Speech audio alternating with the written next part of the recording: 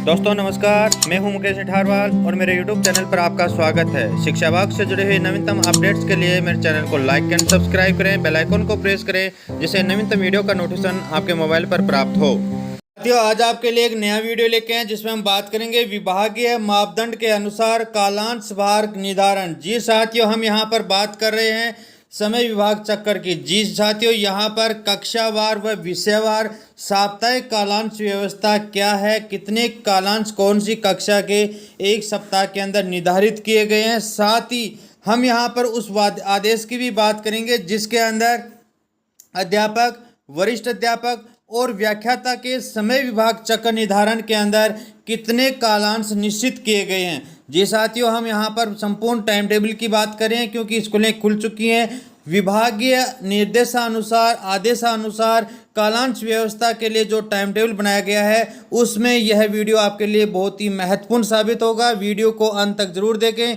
अभी तक दोस्तों यदि चैनल को सब्सक्राइब नहीं किया है, चैनल को जरूर सब्सक्राइब कर लें। जी साथियों, हम यहाँ पर बात करते हैं निदेशक माध्यमिक शिक्षा राजस्थान बीकानेर के द्वारा जारी एक परिपत्र की, एक आदेश की, जिसमें स्पष्ट रूप से लिखा हुआ है माध्यमिक और उच्च माध्यमिक परीक्षाओं हेतु शैक्षिक एवं गैर शैक्षिक पदों के मापदंड निर्धारण हेतु शासन के आदेश क्रमांक यहाँ पर दिए गए हैं।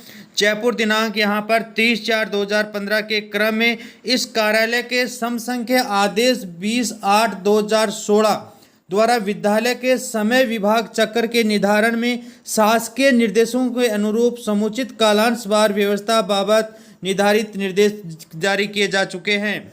विद्यालय पर्यवेक्षण के दौरान यह देखने में आया है कि विद्यालयों के द्वारा समय विभाग चक्र निर्मित किए जाते समय उक्त निर्देशों की पालना नहीं की जाती। अतएव पूर्व प्रदत्त जो निर्देशांक दिए गए हैं 20/8/2016 के अनुवर्तन में निम्नलिखित निर्देशों की पालना सुनिश्चित की जाए। साथियों, यहाँ पर 6 बिंदु महत्वपूर्ण इंपोर्टेंट हैं जो आपको कालांश विभाजन टाइम टेबल बनाने में आपको ध्यान रखने योग्य सहायक होंगे।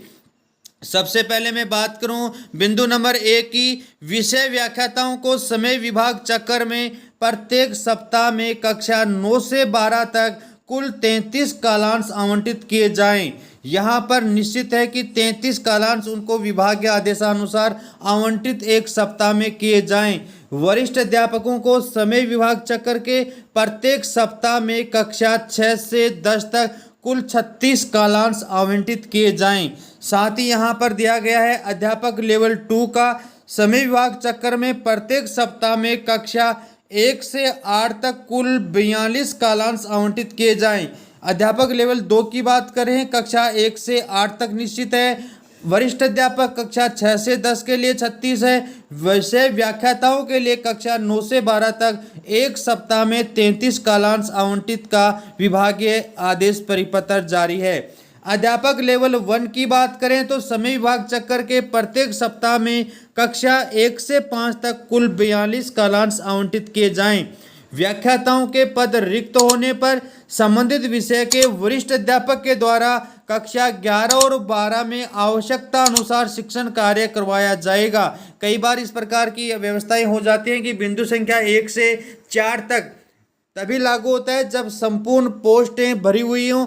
यदि कोई पोस्ट खाली होती है तो बिंदु संख्या 5 और 6 को समायोजित किया जाएगा।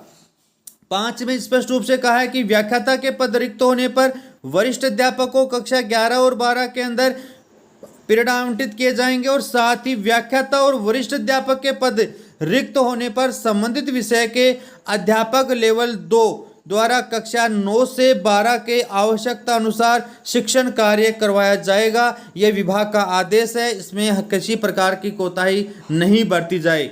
यदि हम नीचे बात करें, समस्त संबंधित संबंधों द्वारा क्षेत्राधिकार के उपयुक्त निर्देशों की पालना एवं क्रियान्वयन सर्वोच्च प्राथमिकता से करवाई जानी सुनिश्चित किए जाए और भविष्य में उपयुक्त निर्देशों की पालना में कोताही बरती जाने की स्थिति सामने आने पर संबंधित संस्था प्रधान और जिला शिक्षा अधिकारी के विरुद्ध नियमानुसार कार्रवाई अमल में ली जाएगी। और यह आदेश निर्देशक माध्यमिक शिक्षा बीकानेर के द्वारा बहुत पहले 2/12/2016 को जारी किया गया था। इसमें स्पष्ट रूप से कक्षाओं के कालांश साप्ताहिक और उनके विषयवार और उनके पदानुसार जिम्मेदारियां जितनी तय की गई है उसकी हम बात की है। साथियों, हम दोबारा दूसरी बात करते हैं। यहाँ पर स्कूल समय और कक्षावार कालांश का जो विवरण है वह एक पारी और दो पारी में समय विभाग चक्र अलग अलग समय विभाग चक्र दिया गया है, जिसके अंदर प्रार्थना और योगाभ्यास के लिए 30 मिनट का समय, अभी फिलहाल कोरोना काल के लिए यह बंद किया गया है।